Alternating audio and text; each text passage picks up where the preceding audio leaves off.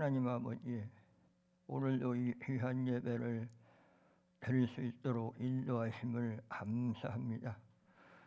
예배를 드릴 때마다 저희의 믿음이 더욱 성장해서 하나님을 기쁘시게 하는 교회 공동체가 될 수 있도록 이 시간에도 성령님께서 함께하여 주옵소서.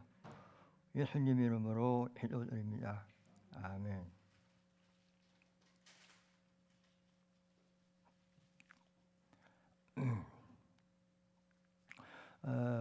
오늘 본문은 목자와 양에 대한 말씀입니다. 목자와 양의 관계는 절대적인 관계가 아니라 상대적인 관계로 양을 잘 인도해야 참 목자이며 참 목자를 잘 따라가는 양이라야 선한 양이라는 의미입니다. 이러한 성경의 원리를 의식하면서 우리는 주님과의 관계, 교회 공동체의 관계를 바로 실행해 나가야 되겠습니다. 오늘 본문 1절을 보면 내가 진실로 진실로 너희에게 이르노니 문을 통하여 양의 우리에 들어가지 아니하고 다른 데로 넘어가는 자는 별도며 강도요라고 했습니다. 양문은 하나밖에 없고 그 문은 목자가 지키고 있기 때문에 도저히 우리 안으로 들어가려면 담을 넘을 수밖에 없다는 것입니다. 당시 종교 지도자들은 하나님을 섬기거나 그 하나님의 말씀을 듣는 자들이 아니라 인간이 만든 장로의 유전을 더 우선시했던 자들입니다. 또한 그들은 양을 보호하는 자들이 아니라 양의 생명을 노략질하는 절도들이었다는 것을 오늘 본문은 말씀하고 있습니다. 이와 같이 그들은 구원의 문이 되신 주님을 떠나서 다른 복음을 전하며 가르치는 자들로 저주를 받을 것이라고 갈라디아 1장 6절 이하에도 반복하여 말씀하고 있습니다. 우리 함께 봉독합니다. 갈라디아 1장 6절로 9절.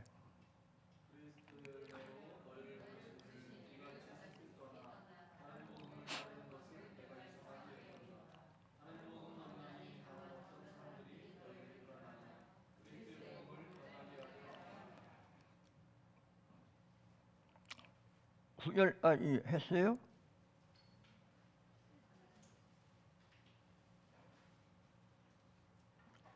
(8절) 그러나 우리나 혹은 하늘로부터 온 천사라도 우리가 너희에게 전한 복음 위에 다른 복음을 전하면 저주를 받을지어다.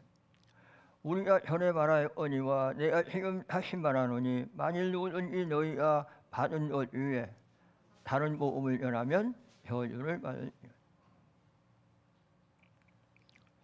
오늘날에도 양의 탈을 쓴 거짓 교사들이 다른 복음으로 믿음이 약한 자들을 찾아다니면서 미혹을 하고 있습니다. 그렇다면 어떻게 해야 그러한 유혹에서 넘어가지 아니하고 진리를 따를 수 있느냐는, 죄인된 우리와 주님의 관계를 목자와 양에 비유하신 주님께서 본문 2절로 3절에 이렇게 말씀을 하십니다. 2절로 3절 시작. 문으로 들어가는 이는 양의 목자라. 문지기는 그를 위하여 문을 열고 양은 그의 음성을 듣나니 그가 자기 양의 이름을 각각 불러 인도하여 내느니라. 이 말씀과 같이 진리요 진리요 생명 되신 주님께서 우리의 모든 허물에도 불구하고 우리를 불러주시고 인도하심으로 믿는 우리는 그 진리를 따라 나아갈 수 있게 된 것입니다. 성도들은 말씀을 바로 배워서 믿음과 신앙이 자꾸만 성장해 나가야 합니다. 하나님께서는 신구약 성경에 나오는 수많은 선진들을 개별적으로 부르시고 훈련하시고 그의 일꾼으로 사용하셔서 영원한 천국 백성으로 천국으로 인도하셨습니다. 그 하나님께서 이 시대를 살아가고 있는 우리 한 사람 한 사람을 불러주심으로 오늘 우리가 이 자리에 나와서 하나님께 예배를 드리고 있는 것입니다. 우리가 주의 날에 주님 앞에 나와 머리를 숙일 때, 또 예배를 드릴 때,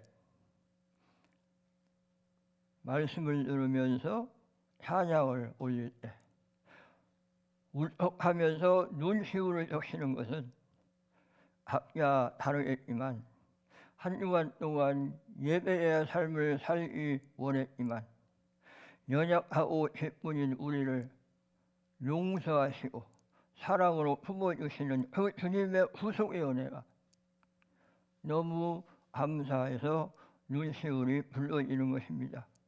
이것이 목자와 양, 주님과 나와의 관계인 것입니다. 우리가 정말 이런 목자와 양의 관계, 주님과 나와의 관계가 확실히 이루어져야 되는 것입니다. 아침이 밝아오면 목자는 양문을 열고 자기 양들을 불러 모읍니다. 양들은 자기 목자의 음성을 듣고 목자 곁으로 모여들지요. 그러면 목자가 앞장서서 푸른 초장으로 이끌어가고 양들은 그의 뒤를 따라갑니다. 이를 주님께서 비유로 말씀하신 거예요. 오늘 본문이 양들은 각각 자기가 원하는 곳으로 가는 것이 아니라 목자의 음성을 듣고 그 말을 따라가야 안전할 수 있다는 말씀입니다. 이처럼 구원은 하나님과 나만의 관계로 이루어지는 것인데 그럼에도 불구하고 하나님의 부르심에 모든 사람들이 다 응하지를 않습니다. 이 땅을 떠날 때까지 주님을 영접하지 않는 불쌍한 자들도 얼마나 많습니까? 우리 주위에 많이 있잖아요.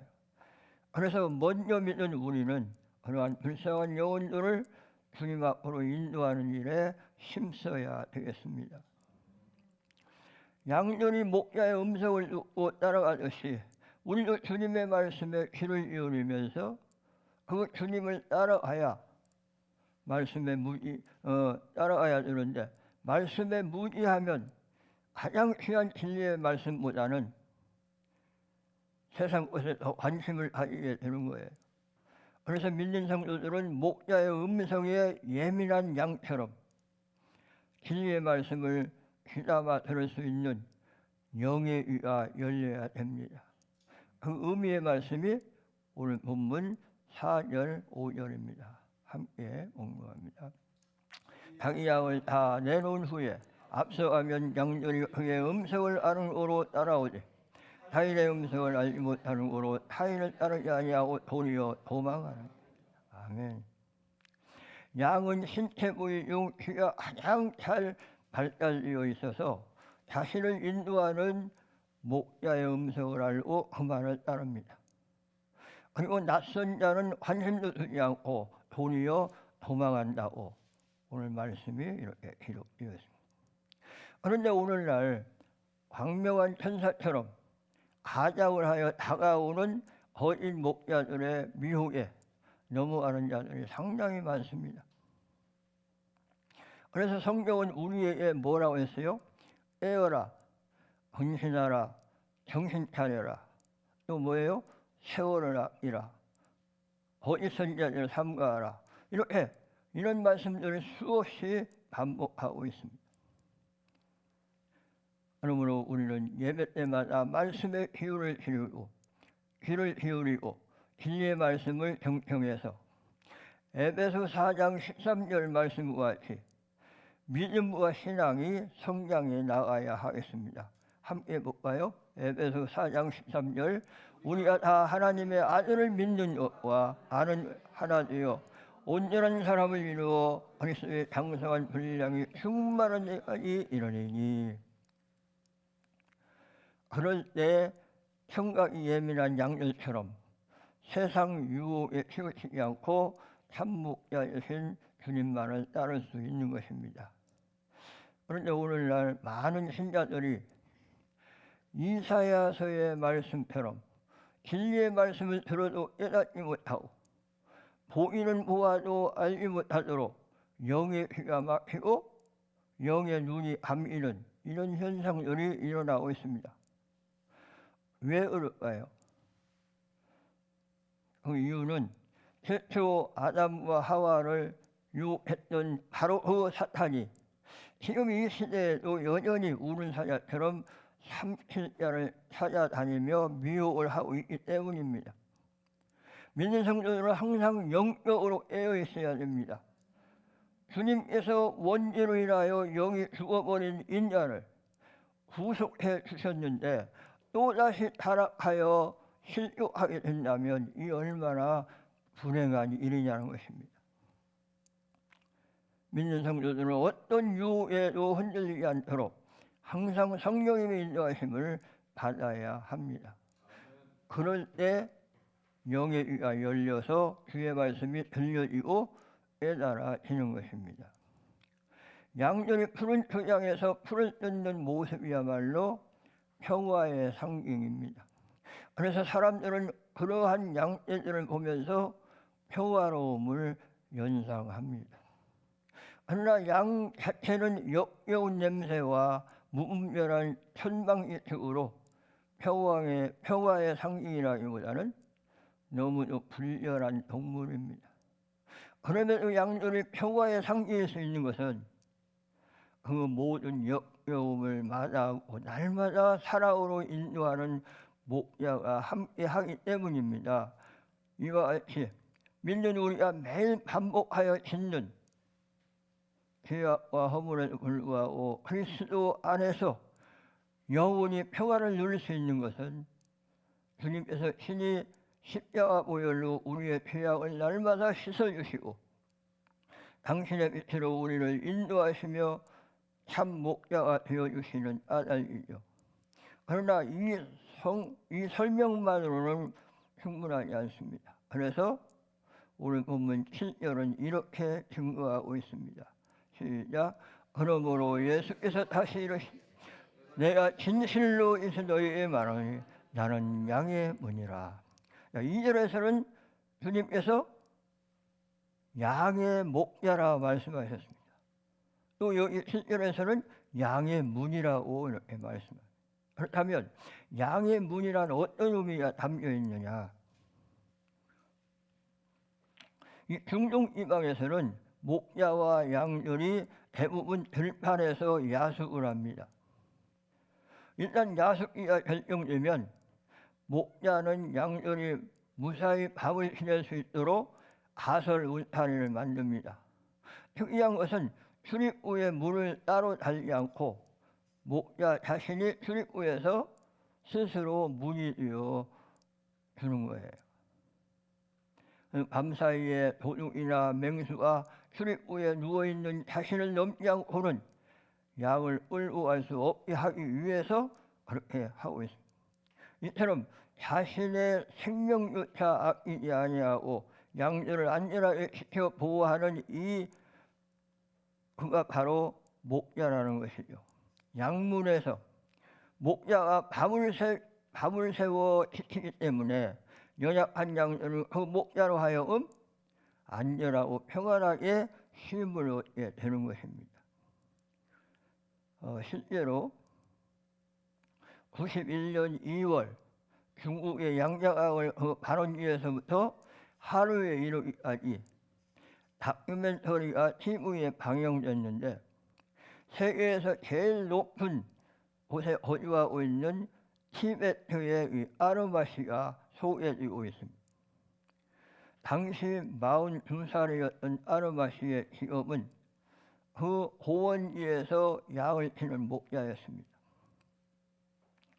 그날따라 얼마나 추웠던지 카메라가 얼어붙을 정도로 추위에 취재인들은 텐트 속에서도 덜덜 떨고 있었습니다. 그러나 아르마시는 텐트 속이 아닌 양문 앞에서 목포를 뒤집어 쓰고 양들을 지키고 있었던 겁니다. 깜짝 놀란 기자가 왜 추운 곳에서 떨고 있느냐 묻자 아르마시는 맹수의 습격으로부터 양들을 지키기 위해서 내가 이렇게 떨고 있다는 것입니다. 그 혹한의 고원지에서 그날 밤 양들이 평화를 누릴 수 있었던 것은 살을 에이는 듯한 추위에도 아랑곳하지 않고 자신의 생명을 걸고 양들을 지키는 목자 아르마시가 있었기 때문이라는 것이죠. 이 모습 속에서 오늘 본문 7절 말씀과 같이 나를 위해 양의 문이 되신 주님, 그 주님의 모습을 우리는 연상할 수 있습니다. 내 인생의 출입구에서 신이 문이 되어 주시는 주님, 당신의 생명을 십자가에서 버리시고 우리 모두를 품으신 것입니다. 죽으신 뿐 아니라 그 죽음을 애터리시고 부활하신 크신 능력으로 내 영원한 생명을 지키시며 보호하시는 그 주님이 지금 이 순간에도 우리와 함께 계시기 때문에 우리는 그의 양으로서 천성을 향하여 달려가고 있는 것입니다. 아멘이죠. 사도 바울은 고통스러운 로마 감옥에서도 밖에서 자유롭게 살아가는 빌립보 성도들에게 위로의 말씀을 빌립보 4장 6절로 7절에서 이렇게 말씀합니다. 함께 봅니다. 아무것도 염려하지 말고 다만 모든 일에 기도와 간구로 너희 구할 것을 감사함으로 하나님께 아뢰라. 왜냐하면 모든 지각에 뛰어난 하나님의 평강이 그리스도 예수 안에서 너희 한 생각을 지키시리. 아멘. 그때 그 상황은 바울이 로마 감옥에서 죽음을 눈앞에 둔 채 춥고 배고프고 헐벗고 지친 상태였습니다. 그야말로 인생의 겨울을 맞이한 절대 절명의 상태였습니다. 그런데도 어찌 바울의 마음속에 그처럼 평화가 솟구치며 찬양이 나올 수 있었느냐는 것입니다. 사실 우리가 다 알고 있는 바와 같이 바울도 젊은 청년 시절에는 유대주의 열심으로 믿는 자들을 허투루 핍박하고 괴롭혔던 자였습니다. 오늘 오전에 말씀드렸듯이 스데반을 죽게 한 장본인이 바로 사도 바울입니다. 그러한 청년 사울이 주님을 만난 후 그리스도의 중심으로 새롭게 변화된 것입니다. 열성과 충성심은 옛날 그대로였지만 자기 중심으로부터 그리스도의 중심으로 180도 바뀌어서 하나님의 일꾼이 된 것입니다. 유대주의 열심으로 잘 나가던 그가 주님의 사도가 된 후 얼마나 많은 고통을 당했습니까? 아무 잘못도 없이 오직 복음만을 전하다가 죽도록 매를 맞고 쇠사슬에 매여 감옥에서 용신할 수 없는 극한 상황에 처하게 된 것입니다. 사실 주의 일을 하면 좋은 일이 일어나야 당연한 것인데 도리어 죽음에 직면하게 된 거예요. 그럼에도 불구하고 사도 바울은 원망이나 불평 대신 주님의 은혜가 너무 감격해서 교수들이 다 들을 수 있을 정도로 하나님을 찬양하고 기도했다고 사도행전 16장 25절에 기록되었습니다. 같이 봅니다. 한밤중에 바울과 실라가 기도하고 하나님을 찬송하며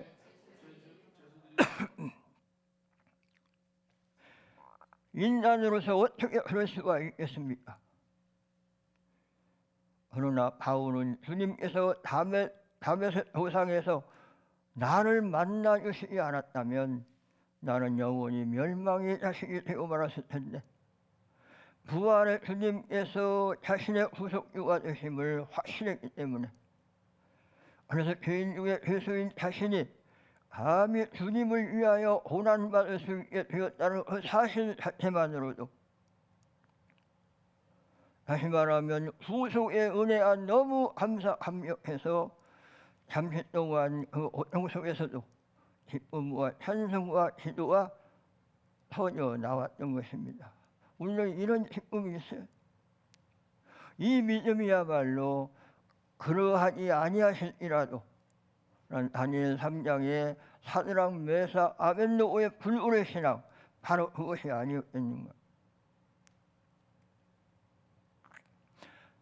우리는 감히 여기에 비할 바는 아니지만 세상을 살다 보면 가족 간의 문제, 질병으로 인한 고통 등 여러 가지 난관 속에서 정말 어찌할 바를 몰라 괴로워할 때가 있을 것입니다. 하지만 그때마다 주님께서는 양의 문이 주셔서 나와 함께 힘을 잊지 말고 힘을 내야겠습니다. 아멘이요. 어떠한 고난 속에서도 주님께서는 나와 함께 하신다고 생각하면서 항상 힘을 내고 감사해야 되겠습니다. 연약하고 유약한 아르마시도 자신의 양떼를 위해서 혹한을 마다하고 양의 문이 되어 오늘 하물며 우리를 위하여 생명을 버리신 그 주님께서 나와 함께 하시지 않겠느냐는 것입니다. 그러므로 이제부터 우리는 나의 인간적인 재산이나 방법으로 감히 하나님의 섭리하심을 속단하는 어리석은 자가 되지 않도록 정말 항상 힘써야 되겠습니다. 세월은 어느 시점에 머물러 있는 것이 아니라 가면 갈수록 더욱더 속절없이 빠르게 흘러가기 때문에 우리는 더욱더 애여 세월을 아껴야 되겠습니다. 80이 넘은 어떤 노인이 이런 말을 남겼습니다. 세상에 태어나 부모와 형제 그리고 자식들과 인연을 맺고 살아왔는데 막상 지나고 보니 참으로 덧없는 잠시였구나. 10대는 세월 자체를 의식하지 못한 채 지나가 버렸고 20대가 되니 영 세월이 가지를 않더구나. 20대를 넘기기가 정말 지루했었지. 그러다가 겨우 30대가 되니 세월이 좀 빨리 지나가는가 싶더니 40대부터는 세월이 달려가고 50대, 60대는 아예 지 맘대로 날아가 버리더라. 도대체 언제 내가 이렇게 나이가 들었는지 아무리 생각해도 알 수가 없구나. 이 고백은 세상을 살아가는 모든 사람들의 고백일 것이며 이것은 곧 인생이란 지극히 유한한 존재로서 날아가는 새의 그림자와 같은 것임을 확인시켜 주고 있습니다. 인생은 이렇게 허무한 거예요. 제가 벌써 70대 중반이 85세라고 하면 이제 10년밖에 안 남았는데 그래서 다윗은 시편 144편 4절에서 뭐라고 그랬어요? 사람은 헛것 같고 그의 나는 지나가는 그림자처럼이다 라고 고백했습니다. 다윗은 인생을 그림자로 정의했습니다. 이를 이스라엘 탈무드는 다음과 같은 주석을 덧붙였습니다. 인생은 그림자라. 병에 일렀으니 서 있는 나무나 바위의 그림자였는가? 아니다. 날아가는 새의 그림자로다. 나무나 바위의 그림자는 해안이면 사라지지만 그러나 나무와 바위의 자체는 여전히 그 자리에 남아있다는 것이죠. 그러나 새의 경우는 새의 그림자가 살아있는 곳에 새마저 존재하지 않는다는 것입니다. 이처럼 인생이란 날아가는 새의 그림자와 같이 유한하고 허망하여 순간처럼 지나가는 것을 깨우쳐주고 있습니다.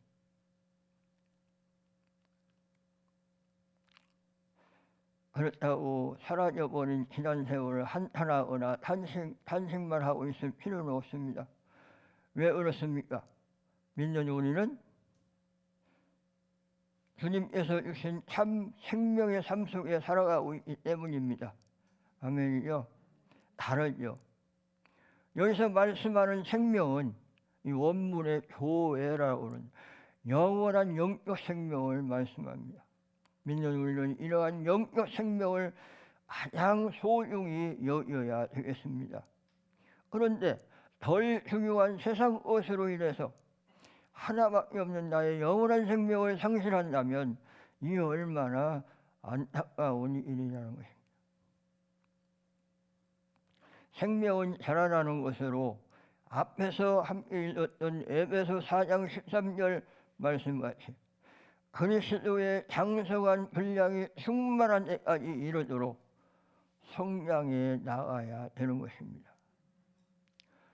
쏜 살같이 빠르게 지나가는 세월을 허수아지 않도록 항상 하나님의 말씀을 깊이 묵상하는 우리 모두 되시기를 주님의 이름으로 축원합니다. 기도합니다. 하나님 아버지, 지금 이 시간에도 이 땅에는 여러 가지 달콤한 속삭임으로 사람들의 심리를 자극하고 있습니다.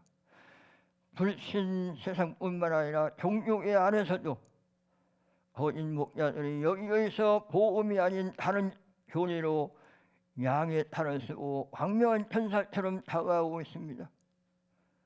이러한 시점에서 영적 소경이 아닌 진리 앞에 바로 설 수 있는 세월을 아끼는 모두 될 수 있도록 성령님께서 함께하여 주시옵소서.